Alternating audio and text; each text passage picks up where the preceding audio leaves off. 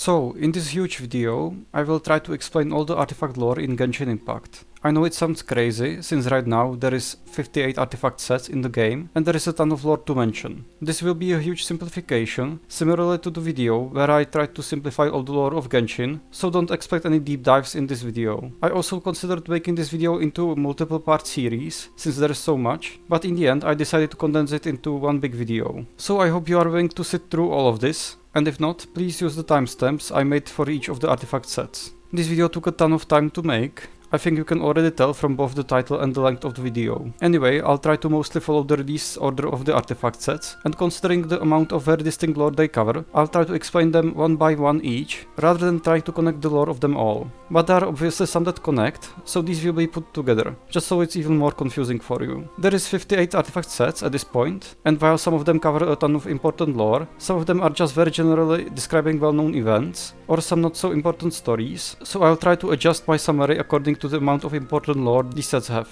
But before I start explaining the lore, there is a disclaimer. This video will obviously contain spoilers, but it's true that most of it will be just background lore, so it will probably not spoil you much on the actual story. As I already said, this will be a huge simplification, since I definitely can't mention everything in the lore of these artifact sets. Also, it's possible that throughout this long video I make some mistakes, so please check out the comment section for any corrections or additional notes. But with all of that out of the way, we can finally move on to the lore. Well, I'm not even going to talk about the Initiate artifact set, since that's not even really available most of the time, and there's practically no lore to it. So instead, I'll first talk about the 3-star artifact sets that only feature a very brief lore descriptions. Then there will be the 4-star sets, which are a bit more interesting, and then finally, I'll go over the mostly lore-heavy 5-star artifact sets. So first, let's start with the Adventurer artifact set. This piece of lore describes a nameless adventurer that went to many places throughout Teyvat and fell in love with a beautiful girl in some forest after he lost his way there. Eventually, he decided to give up on his life as an adventurer and settled for a more normal lifestyle. The lore also mentions that countless secrets lie hidden both high up above and the abyss deep down below. It's likely that the adventurer this artifact set refers to is a man called Herman from Mondstadt, who was once an adventurer that stopped his adventures to settle down with a girl he fell in love with. He is the father of who you may remember from Mondstadt, and you can still find Herman roaming around the city as well.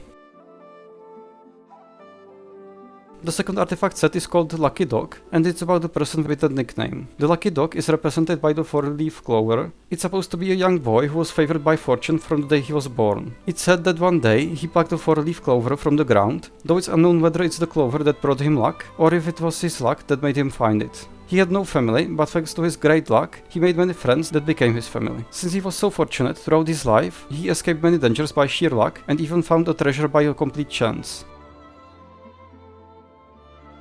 The next set is called the Traveling Doctor, and it is, as you would probably expect, about the doctor that traveled the land. This female doctor traveled to many places in order to find herbs and cure her patients. She saved countless lives and risked her own life many times in the process. But in the end, she herself died alone in a sickbed in her final days, and there was no one to save her.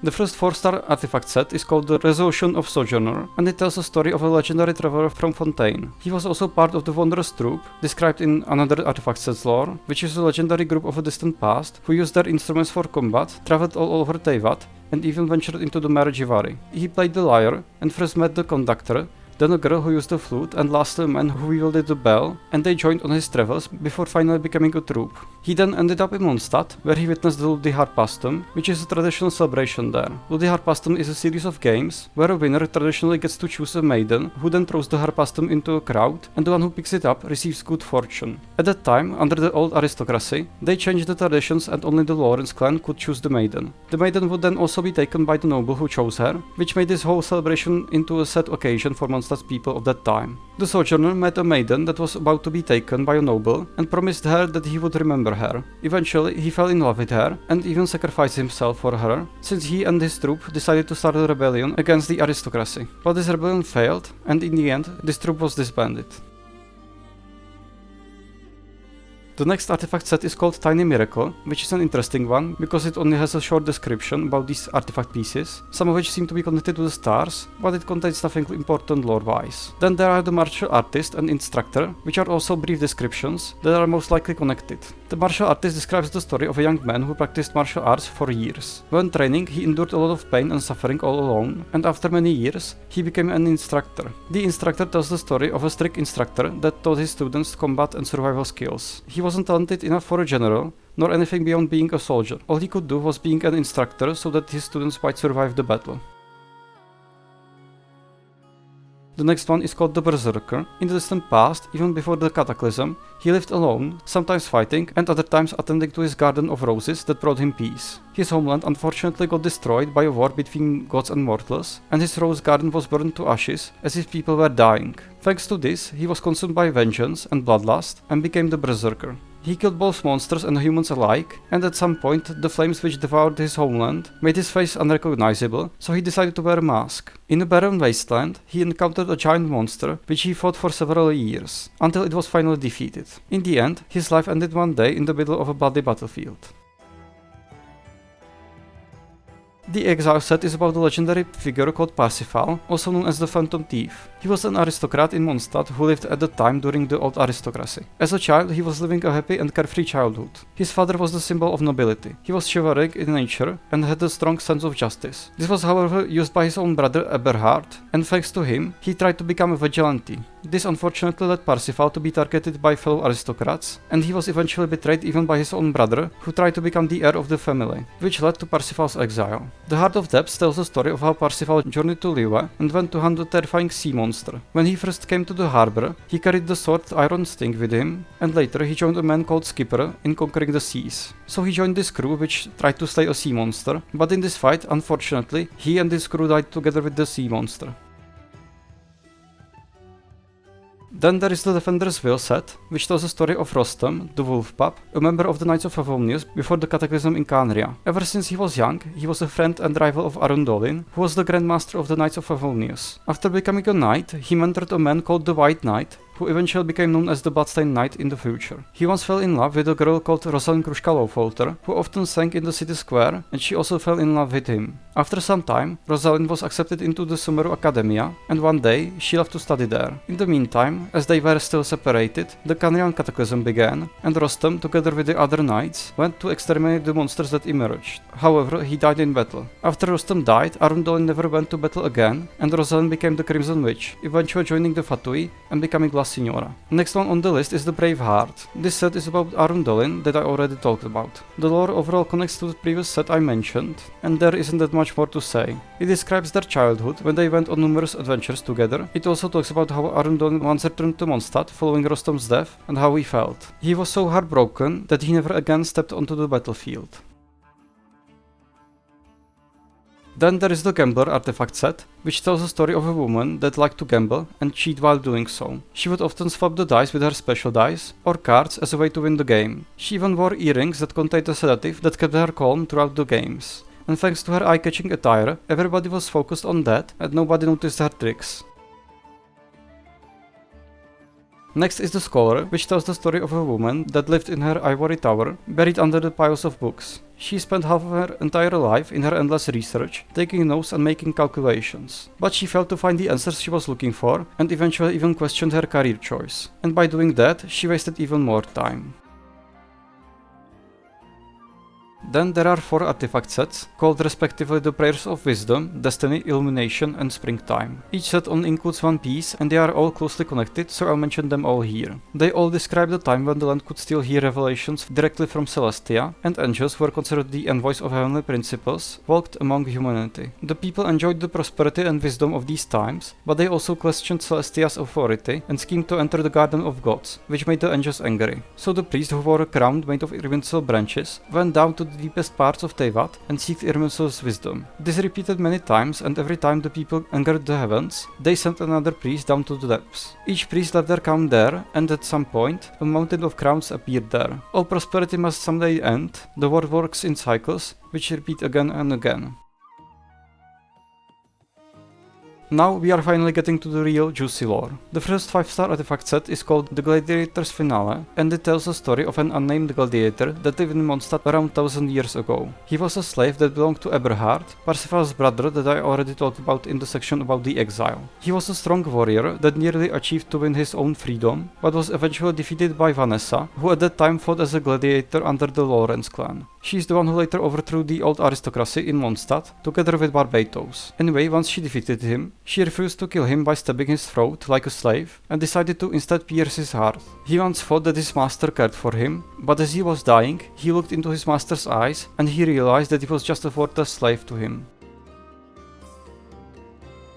Then there is the wondrous troupe, which I also already mentioned before, when I was talking about the Sojourner. It tells a story of a legendary troupe of musicians that wielded their instruments as both musicians and fighters. They traveled all over Teyvat around 1000 years ago. It's unknown how exactly they became a troupe, but we know that the conductor, who was their leader and wielded the Witsit, first met with the Sojourner, who wielded the stringless, then the Dawnlight swordswoman joined, she wielded the weapon known as the flute, and lastly a man known as Cruzlead, who wielded the bell, joined them as well. Maybe there was even more of them, but these are all the members we know of. They once entered the Marechaussee, even though it wasn't supposed to be around back then, thanks to the time manipulation connected to Barbatos that happened, they managed to get there. They were eventually all defeated in Mondstadt during the old aristocracy, while trying to overthrow it. Even though they failed, they had a big influence on the future Mondstadt and how it was later freed. Now we have the Noblesse Oblige, which is also connected to the old Mondstadt aristocracy. It describes how the nobles served as examples for their people and guided them with conduct and wisdom, but their longevity was cut short by their arrogance. The first nobles rose up as heroes of humble origins, who started ruling over Mondstadt, but later their descendants claimed everything as theirs, and they were seduced by power. Eventually they were overthrown and lost everything. Next is the Bloodstained Chivalry, which tells the story of the Bloodstained Knight. This lore is closely connected to the Maiden's beloved set as well. Originally, a man known as the White Knight was a member of the Knights of Favonius. When he was young, he used to often play with his blind brother, but after he grew older, he joined the Knights. His name may have been Roland. He was mentored by Rostam and served under Arundolin before the Cataclysm. As a result of his training, he became a powerful knight that was obsessed with justice. One day, he saved a certain maiden who fell in love with him, but he chose to pursue chivalry instead. At some point in time, as the White Knight was defeating his foes, he began to feel satisfaction to serving justice to his foes. He committed many a slaughter in the name of justice. As time went on, he became more and more stained by the blood of his foes, and eventually all of his armor and weapons were stained with black color. Even the people he saved were so scared of him that they fled in fear. He eventually realized he shouldn't stay there and went to Khaenri'ah after it was already destroyed by the monsters of the Abyss. He went there intending to die in battle with the monsters, but instead he learned that these monsters were in fact former Khaenri'ahns, and he thought that this was the ultimate injustice, so he eventually pledged himself to the Abyss. The Maiden Beloved tells a story about the young maiden that was saved by the White Knight. She fell in love with him and did everything in her power to make him fall in love with her. Nothing else mattered to her, but he rejected her love and instead pursued his chivalry. You already know the rest of the story. Even after many years, she still waited for the White Knight's return, not knowing his tragic ending. The Viridescent Venerer tells a story about Viridescent, also known as the Queen of Hunters, who fought against the monsters of the Abyss during the Khaenri'ah Cataclysm. She was once an orphan who was raised in the woods. Her mentor, which was a legendary beast in the form of a tiger called Viagara, taught her how to survive, but most importantly, how to hunt. Since she was raised away from human society, she wasn't able to speak human language. After Rukkhadevata's death during the Cataclysm, she met with the brother of the White Knight, injured by monsters in the forest one day. The boy discovered a bow known as the Hunter's Path, which he gave to her, but after that he succumbed to his injuries and died. For the first time, she killed not for survival, but to get revenge. She decided to embark on the path of vengeance and left behind her bow so that it won't become tainted. During her long fight against all kinds of monsters, she eventually forgot about her original purpose, and she was losing herself more and more. At some point in time, she encountered the Bloodstained Knight on his journey, and since he thought she was a monster, he killed her.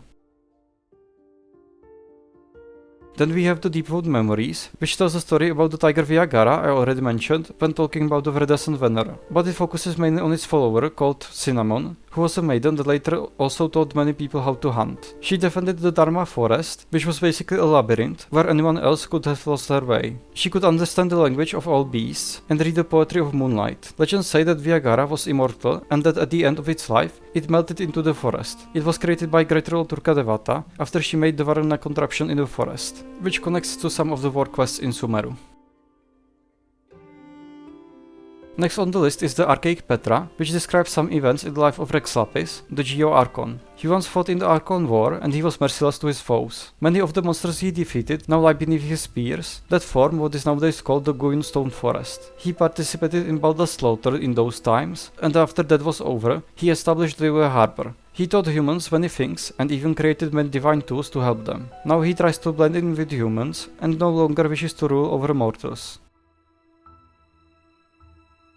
Then we have the Retracing Bolide, which tells the story of Kitsune Saigu, one of the people who were close friends with the Raiden Shogun in the distant past, even before the cataclysm in Khaenri'ah happened. She enjoyed going to festivals where both people and the yokai gathered. She was the shrine maiden of the Grand Narukami Shrine of that time. She was also described as both wise and beautiful, and people adored her. Shimenawa's Reminiscence is another set that focuses on the story of Kitsune Saigu. She was the one who mentored the legendary Asase Hibiki, a shrine maiden that lived during the cataclysm, and did many deeds that still affect Inazuma to this day. The story in this set is told from her point of view. There, it's revealed that Kitsune Saigu disappeared during the cataclysm and was consumed by the Dark Will, until her body was eventually turned to filth. It also mentions other friends of Raiden A that all had a tragic ending. It describes how Mikoshi Chiyo was corrupted by the Abyss, and A was eventually forced to defeat her, after which she fled into the forests.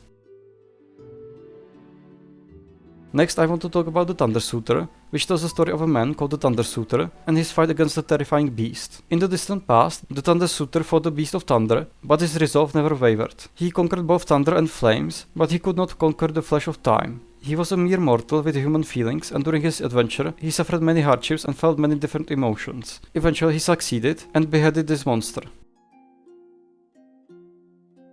The Thunderic Fury artifact set focuses on the story of the Thunderbird Kapatsir and on Tsurmi Island in the distant past. There a civilization once worshipped the Thunderbird and summoned it by sacrificing innocent people, but the Thunderbird still rained down thunder upon the tribe. They didn't know that it didn't care for their worship, since it was just a monster. At that time, a young boy kept singing a tune to the Thunderbird and promised that he would later return and sing another tune for it. But the tribe's people sacrificed the young boy called Ru to receive oracles from the Thunderbird, and instead of oracles, once it was summoned, what they received was destruction as a form of revenge. What the Thunderbird didn't know was that Ru offered himself to become a sacrifice to quench its wrath. Years later, Raiden A hunted it down and slayed it.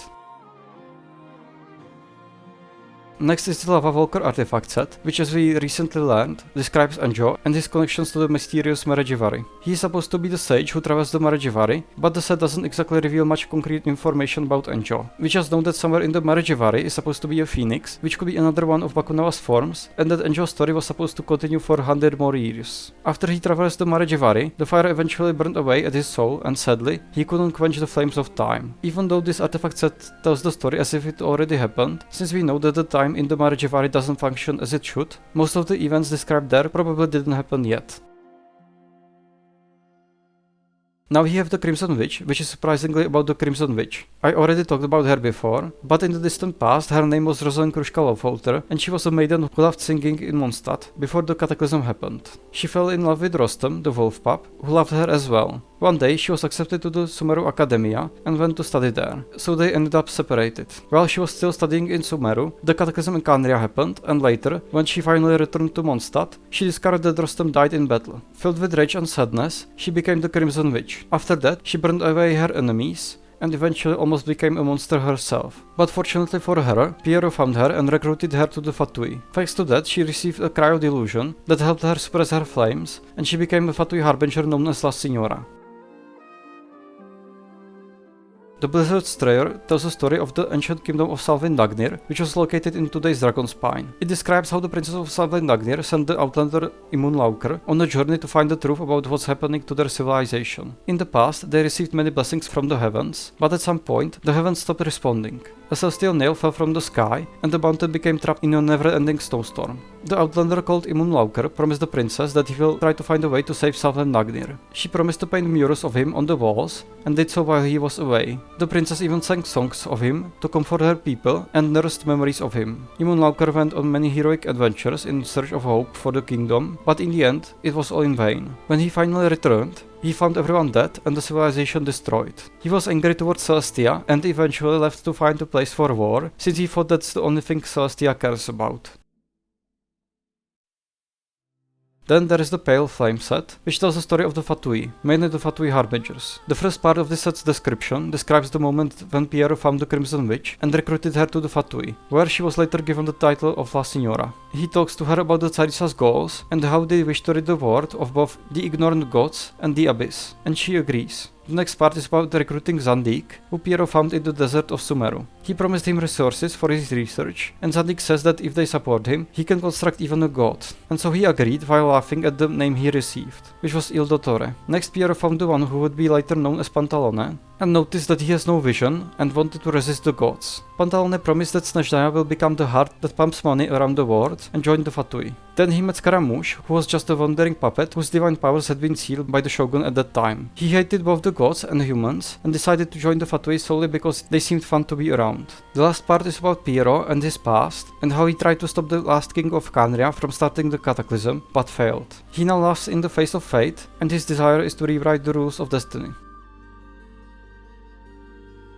Next is the Tenacity of the Milelith, which tells the story of the Milelith that defended the mines in the chasm. Together with the nameless Yaksha, who was revealed to be Bosacious, they rescued the people who were trapped there and fought the monsters of the abyss that invaded the chasm. Many people believe that Bosacious decided to go to the chasm and defend the mines on his own choice and wasn't instructed by the Rex Lapis to do so. He suffered greatly during this fight and eventually disappeared without a trace. The fight went on until the last drop of blood has soaked into the battlefield and all that was impure had been cleansed. In the Peril's Trail Our Conquest, we explored these past events and learned that Bosacious eventually died down there.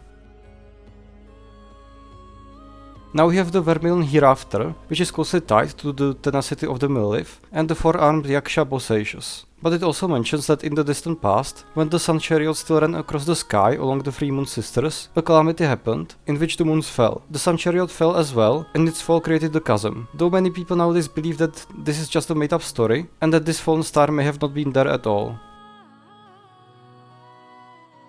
The Emblem of Severed Fate tells the story of some legendary figures in Inazuma's history, which includes Mikoshi Chiyo, an Oni who used to be a close friend of the Raiden Shogun, and her eldest son, Iwakura Michihiro, who forged his blade, Amenuma Kageuchi, after fighting a Tengu named Teruyo. He befriended this Tengu, and it was her that gave him his new name, since originally he had a Mikoshi surname after his mother. But after he was finally victorious in a duel they had with his Tengu friend, they had to sadly part ways. Later, he became a swordsmanship instructor in the Kujo clan. The next part focuses on a meeting between Asase Hibiki, the legendary shrine maiden I already spoke about, and Takamine the Mistsplitter, who was a famous martial artist in Inazuma and her love interest. He was already married to a different woman, but he wanted to see Asase Hibiki once again and hang around like they used to when they were little. So they went and spent the whole day together. Much later, Asase Hibiki now stood in the shrine and reminisced upon these memories and prayed for his safety.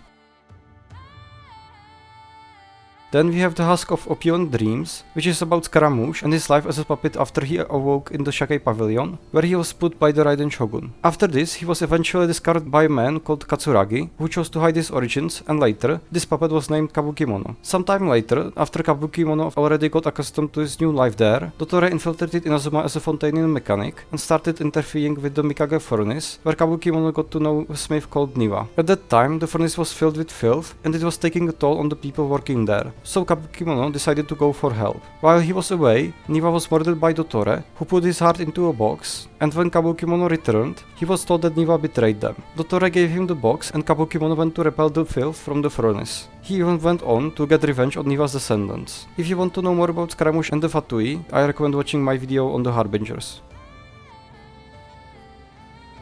Next is the Ocean-Hued Clam, which tells the story of Watatsumi Island. It describes how the people once traveled above from Enkanomiya and settled on Watatsumi Island, where they were led by their serpent god Orobashi. Once they emerged on Watatsumi Island, Orobashi chose shrine maidens from his people, and there was also the divine priestess. She was closely connected to the bright perils she picked on Watatsumi Island, and would often comfort the people. Orobashi also chose his clergy from amongst the people of Watatsumi, and personally gave them crowns made of pearls. But both these crowns and their owners are now long lost to time. Echoes of an Offering tells the story of Chen Yu Vale and the Herb Lord, who we know is a snake called Chang Sheng, that now has a contract with Baizhu. Chen Yu Vale is home to many mountains, streams and stories. There are many stories about the Herb Lord, some of which may be made up. In one tale, the Herb Lord transfers into branches of an ancient tea tree, and in another, this Adeptus flew up to the Adeptal mountain on Lingyuan, the Adeptal beast we met in Chen Yu Vale. It also mentions Fujin, the Carp Adeptus, and some of the moments they shared together in the past, when they interacted with each other more often. For example, they plan to harvest the tea leaves and invite other Adepti to enjoy them together. It also describes the story about the jade that was split apart by the Herb Lord in the distant past and scattered throughout Chen Yu Vale. No one has been able to find this jade, and it's supposed to carry some divine blessings.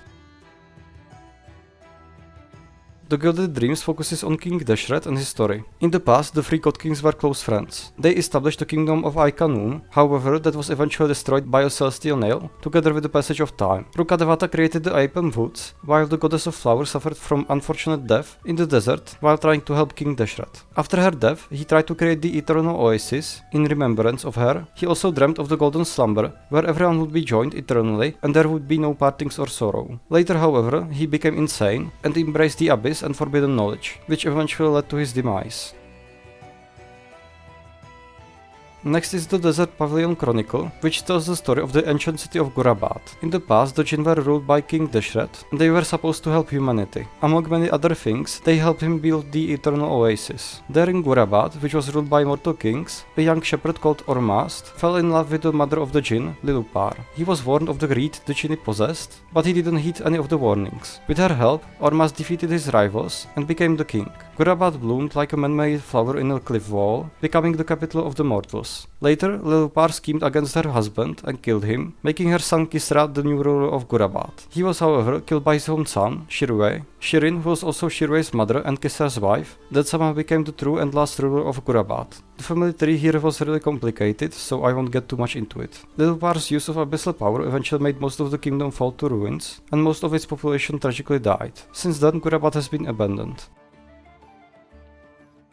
The Flower of Paradise Lost tells the story about King Deshret and mainly the goddess of flowers, who was originally one of the angels who was cast aside by the heavenly principles. She wandered aimlessly for a long time until she finally stopped in the desert, next to her creations, the Jinn, who were birthed from intoxicating dreams and the bitter memories of loss. She decided to stay there, and everywhere she walked, Padisaras bloomed. Through King Deshret, she saw the possibility to rebel against Celestia and transcend the shackles that bound the world. King Deshret rejected the gnosis offered by Celestia and instead said that he will make humanity into the god of gods. Even though the goddess of flowers warned Deshret many times not to seek the forbidden truths about the four shades and the secrets hidden by Celestia, he eventually convinced her to join him in his struggle against fate. Together with the goddess of flowers, they would then plan their rebellion against the heavens. However, during these times, the goddess of flowers died while sacrificing herself to help Deshret achieve his dreams, and King Deshret built the Eternal Oasis to commemorate her. This place was guarded by the Jinni called Ferigis, the last mother of the Jinn.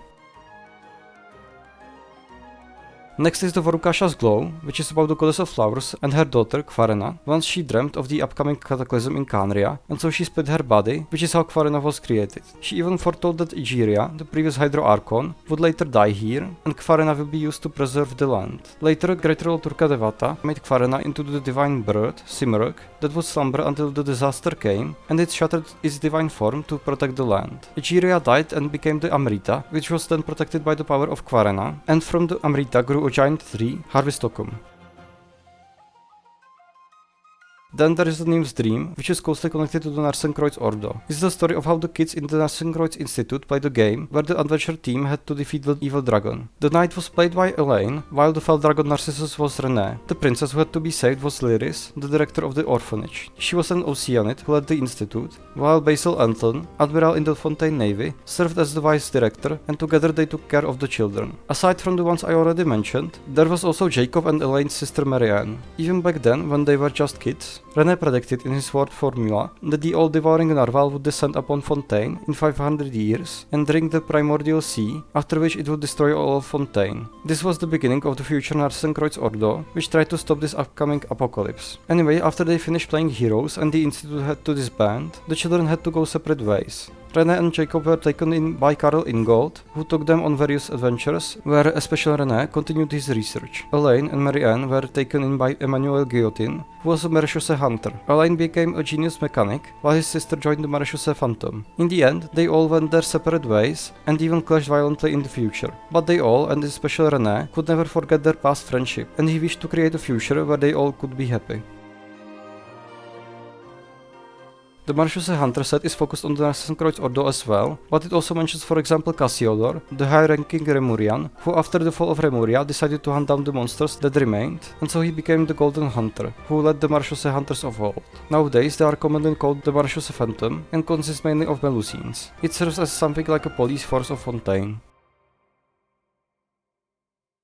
The Golden Troupe is about the age of Remuria and focuses mainly on Cassiodor and Boethius, two friends that were both highly ranked officials in Remuria. Originally, Cassiodor was one of the Fontainians that were conquered by Remuria, but later he earned the favor of King Remus and earned the title of Harmost. This ties into the fragment of Harmoning Windsy set. Remuria was an empire ruled by the god King Remus, who was best known for his collections to music. The kingdom housed many musicians and it prospered. But in the distant past, Remus was originally someone who came from the distant desert of Sumeru after King Deshret started ruling over it. He eventually encountered a golden bee, who was originally an angel, tasked with guarding a part of Irminsul. This golden bee called Sibylla told him about the prophecy that he will create a prosperous civilization that will however one day be destroyed in a tragedy. He refused to accept this fate, and together with Sibylla, he established the Empire of Remuria. For his people to survive any catastrophe, he created new bodies for them that were made of iron and ichor. He also visited Egeria before she became the Hydra Archon and asked her for help. He even befriended Scylla, the dragon prince of that time, who joined him. But he was still afraid that his people wouldn't be able to escape their predestined fates, so he decided to compose the harmonious, united symphony called Phobos. The people who would join the symphony would have their fates essentially shared,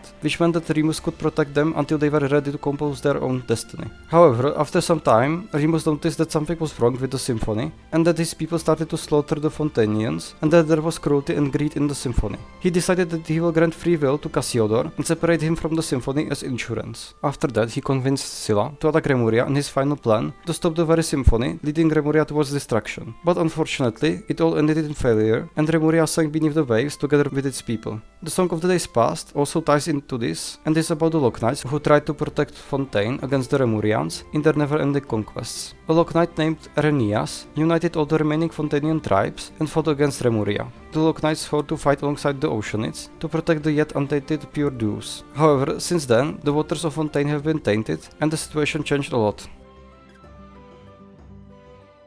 Nighttime Whispers in the Echoing Woods is about the witch that lives in the Echoing Woods. She has a dog called Pi, and she grants wishes at an unknown price. One day, a youth knocked on her door and asked for a wish to be granted. He wished for a girl he loved to find happiness, even though she already loved another man, and offered even his soul in exchange. The witch possessed a magic ink and said that everything written by it becomes reality. Since then, the girl became extremely lucky, everything she did had a good outcome, everyone loved her, and fate favored her. One day, the girl argued with her mother because she felt that only her mother didn't like her like everyone else did, and so she left her home and family behind. She traveled all over the place and was successful in everything she did. Even when she was rude to her friends, they would forget about it the next day and never ask for anything in return for helping her. Once she finally returned home and realized that her mother has long since passed away, she said that she hates this curse that affects her life. In the end, she decided to find the witch and end this so-called curse herself. The youth instead showed her a mirror that showed her the potential self that would happen if she wasn't blessed by the witch's magic. Even though she wasn't all lucky and loved by everyone in the mirror, she still wanted that life instead.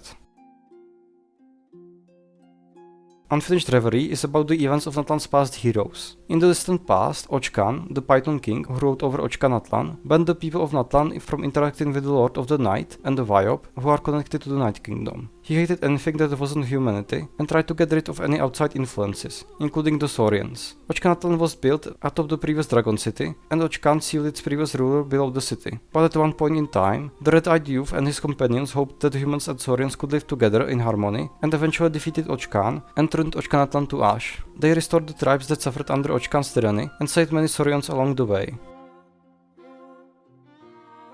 The scroll of the hero of Cinder City connects to Unfinished Reverie and is also about Oshkanatlan, which is called the Cinder City. These sets mention many important people from that era, among them was the beast tamer Legba, craftsman Manku, mystic Lirivu, warrior Taika, his daughter Bona, and others, some of which we can meet in the war quest of Oshkanatlan. Many of them once traveled to Cinder City in search of treasure, called the Jade of Return, but all of them failed. Ochkan once created a secret skyfaring ship Tonatiu, which was one of the golden entreaties, which when combined can turn on the Huetzli Pochli, also called the Sunquake. It's a protective device capable of repelling the abyss from the entirety of Natlan, maybe even Teyvat. But it does so for the price of turning everything into a phlogiston array that repels the abyss, meaning that it would likely kill everyone in Teyvat in the process. Kukulkan, the Sage of the Stolen Flame, and Ochkan's father, used this secret after Ochkan fell to spread a lie that would lure in adventurers who hoped to find the so-called Jade of Return instead, as he named it. Taika was the leader of these adventurers who went to find the Jade of Return to Ochkanatlan, but they eventually failed, and before he died, he gave his yet to be born daughter the name Bona and said that she will surely become a great adventurer in the future, not knowing that she will also find her end in Ochkanatlan one day.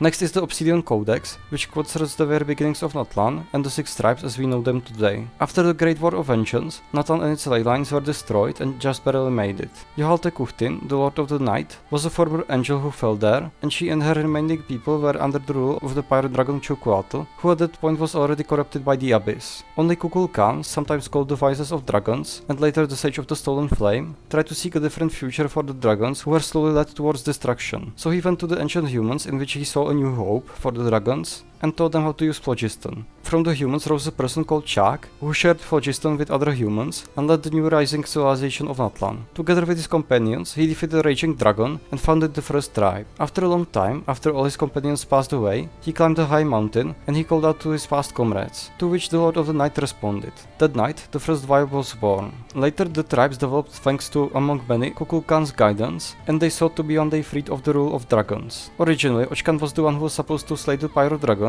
and become the new ruler of Natlan, at least according to Kukulkan's plan. But unexpectedly, a man called Shablanka appeared and eventually defeated the Pyro Dragon instead, becoming the first Pyro Archon.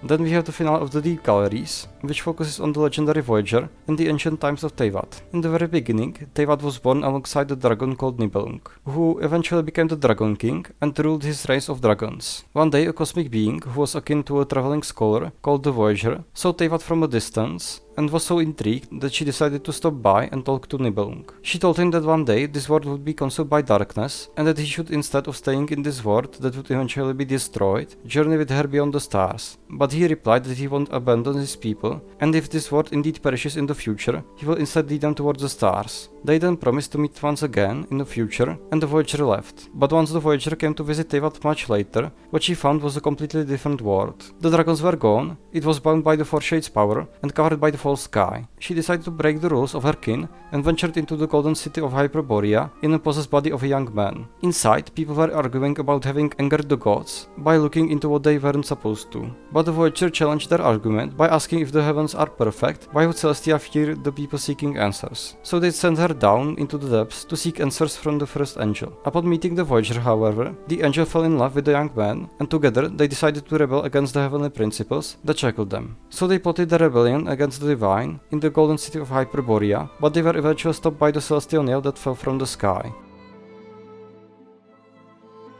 Then there is Long Night's Oath, which is the first one that tells the story of Not Cry, especially the Lightkeepers. It tells the story of two children who dreamed of creating a paradise that is not Cry under the moonlight. One of them was Reed Miller, the founder of the infamous Treasure Hoarders, who was eventually executed for his crimes. The other is likely the Torchforger. The Torchforger was someone who once borrowed the power of the moon and fought back against the abyss that invaded Not Cry following the cataclysm. When it was all over, the survivors built a lighthouse that would repel the abyss and became the Lightkeepers, who swore to protect Not Cry. The Torchforger then went to plead for their childhood dream of creating the paradise, and thus Not Cry was created. At one point, the Wild Hunt attacked brutally and the Fatui came to Not Cry, saying that if the Lightkeepers can protect Not Cry, they will take control and protect it instead. So the Lightkeepers marched onto the battlefield from which none would return, one, only the one who held the dark blade still stood. He is called the Undying One, and he carries a morning bell, so each time it rings, people know that the one who sought to hunt down the Wild Hunt is approaching. When the nations were swept by the abyss, a single rider clad in dark silver armor came to help, and as if knowing that already, Columbina lit a beacon to dispel the darkness. He was one of the Lightkeepers who sought to protect Notcry. Like his ancestors, he prayed to the moon and marched to the battlefield. Now for the two new artifact sets, please keep in mind that they are new, and I just finished the Notcry Archon quest, and have yet to explore all the lore, so these will only be a very brief and general descriptions, at least in my point of view. Silken Moon's Serenade is about the Frost Moon and the distant past, when the golden city of Hyperborea was destroyed by the celestial nails that fell from the sky. The Apostle and the first messenger of the Heavenly Principles disappeared at that moment. Yet the gods remained silent, unmoved by all of this. Only the Frost Moon, queen of the celestial chariot, shed tears for their pain. That's the reason why the descendants of Hyperborea are called the Frostmoon Scions. There was one girl who was destined to bear a sacred heir to the Frostmoon Scions, but she fell in love with a young boy from Stezhnaya and betrayed her people. Eventually, she died in a tragic event, and failed to fulfill her destined duty. So, Lovia, the Archpriestess, chose another person, but the twin sisters born of this lineage were only a replacement. The Archpriestess was very cruel, and did anything to achieve her goals. So there were the two sisters, one of which, Alia, later became the first Moonchanter, and since her sister left her, she had to endure twice the torment. Night of the Sky's unveiling tells the story of the one who became known as the Mad Monk. Instead of gazing at the stars, Canrian saw the truth in the mirror's false reflection. From time to time, strange phenomena appeared in the star charts within Canrian's bounds. The astrologers called these the signs of truth. But ever since Canrians discovered the secrets of the false sky, even when the Eclipse dynasty was established after the Crimson Moon, study of the stars became forbidden. Only select few could do so to better serve King Irmin. One day, a young monk called Raudvangi gazed into Apausha's mirror and was consumed by the abyss. Since then, he became obsessed with uncovering its secrets. One day, he was expelled from the Universitas Magistrorum and exiled. It was said that he wandered the nations for many years. However, even after going through the oldest of records, he couldn't fight the pitch black Elysium or the abyss he witnessed in his vision. He was someone who later influenced the Frostmoon Scions and even the Tsar. Later he was known as Rodvang, also called the Mad Monk. He was the Tsar's favorite and searched for his truth endlessly. Until at last he traveled to Notcry, where he finally uncovered the sinful path that opened into the abyss, and all that remained was to open the gate.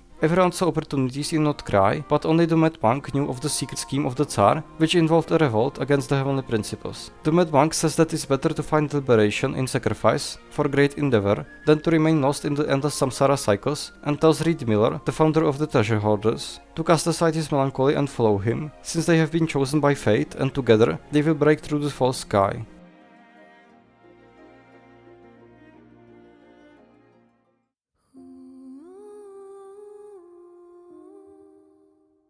But that will finally be it for this long video. This is actually the biggest video I ever made, and it took a ton of time. I even thought of splitting this video into two parts, but in the end I decided to make it one big video, since I couldn't make one in a while. But with that said, that was all I wanted to mention, so take care and I'll see you in the next one.